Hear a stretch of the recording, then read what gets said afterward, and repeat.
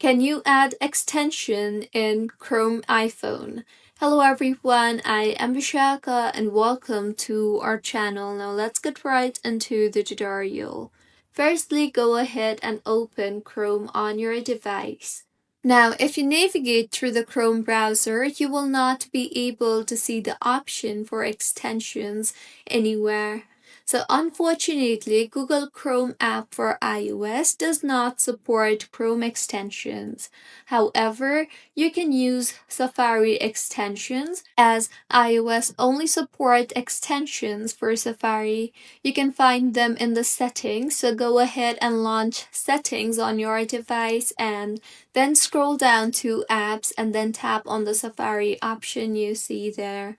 Further, tap on extensions option and then tap on more extensions option you see there and you will be led to your app store. Here you will be able to view various extensions such as ad blockers, content filters, etc. similar to some Chrome extensions. If you find this tutorial helpful, please like the video and do comment if you have any queries. Also, do subscribe to our channel for more helpful tutorials like this. See you on the next one.